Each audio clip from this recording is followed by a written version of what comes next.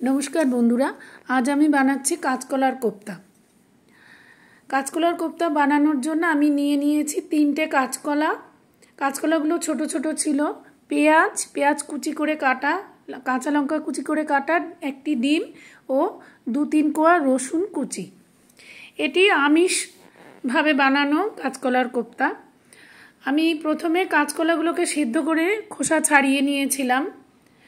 এরপরে সমস্ত ইনগ্রেডিয়েন্টসগুলো আমি একসাথে মেখে নেব। কাঁচকলা, পেঁয়াজ কুচি, রসুন কুচি, কাঁচা লঙ্কা কুচি সব একসাথে এবং ডিম একটা ফেটিয়ে আমি ইনগ্রেডিয়েন্টসগুলো সব একসাথে ভালো করে হাত দিয়ে মেখে নেব, যাতে কাঁচকলার কোনো খণ্ড না থাকে। ভালো করে একদম পিষে মিশিয়ে নেব ভালো করে।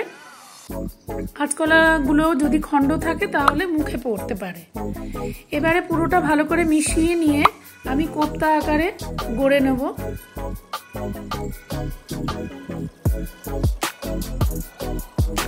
চেপে চেপে আমি এগুলোকে কোপ্তা আকারে গড়ে নেব। আমার কাঁচকলার কোপ্তাগুলো গড়া হয়ে গেছে। মোটামুটি 12 পিস মতো কোপ্তা হয়েছে আমার। সেই মতো আমি আলু কেটে নেব। যত পিস কোপ্তা হবে সেটা দেখে নিই, সেই মতো আমি আলু কেটে নেব। এখন আমি কড়াইতে আমি তেল দিয়ে দিলাম, সর্ষের তেল, কোপ্তাগুলোকে ভেজে নেওয়ার জন্য।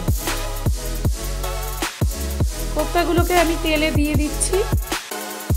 ভালো করে উল্টে পাল্টে আমি লাল করে দুই দিকে ভালো করে ভেজে নেব কোপ্তাগুলো।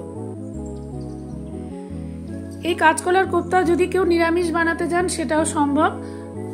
ডিমের বদলে ময়দা দিলে তাহলে বাঁধনটা হবার জন্য ময়দা দিতে হবে।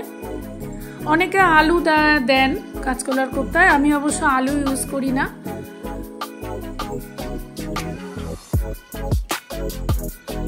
আমি ভালো করে উল্টে পাল্টে কাঁচকলার কোপ্তাগুলোকে ভেজে নিলাম। প্রথমে আমি 6টা দিলাম। প্রথম ব্যাচটা ভাজা হয়ে যাবার পরে আমি ওগুলোকে কোপ্তাগুলোকে একটা বাটিতে তুলে রাখলাম তেল ঝারিয়ে। এই ব্যাচটা হয়ে গেলে আমি বাকি যে 6টা কোপ্তা রয়েছে সেটাও আমি ভেজে নেব। আপনারা যারা আমার রান্না দেখছেন ভালো লাগলে প্লিজ একটা লাইক এবং কমেন্ট করবেন।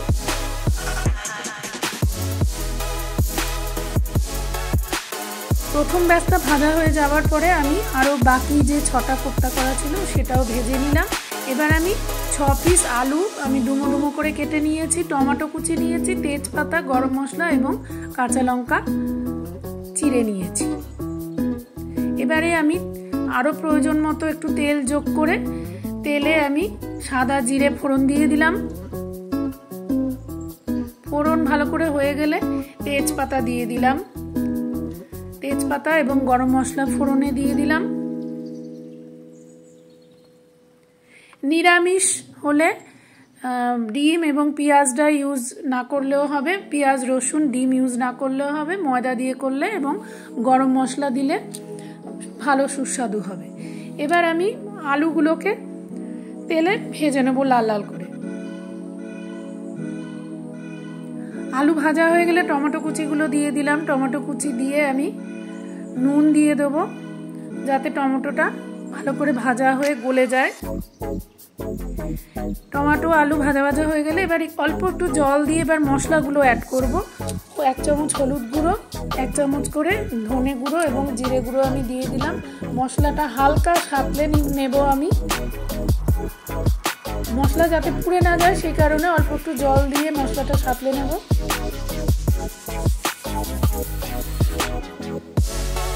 মশলা সাঁতলানো হয়ে গেলে এবার আমি প্রয়োজনীয় ঝোলের জন্য আমি জল দিয়ে দেব।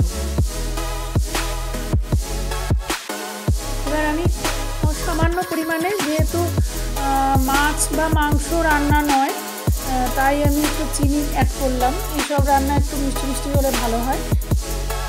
এবারে আমি ঝোল ফুটে উঠলে কাঁচকলার কোপ্তাগুলোকে দিয়ে দিলাম ঝোলের মধ্যে।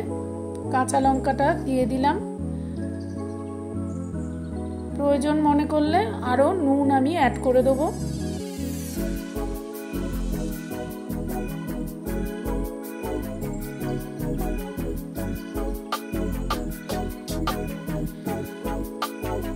মোটামুটি আমার আলু সেদ্ধ হয়ে গেছে, আলু ভালো মতোই সেদ্ধ হয়ে গেছে।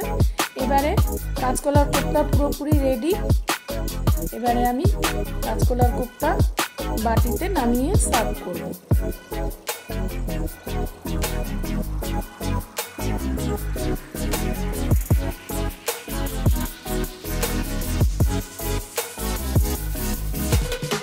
শুধুমাত্র কাঁচকলা দিয়ে এই কোপ্তা অত্যন্ত সুস্বাদু। দেখা হচ্ছে পরবর্তী ভিডিওতে। নমস্কার।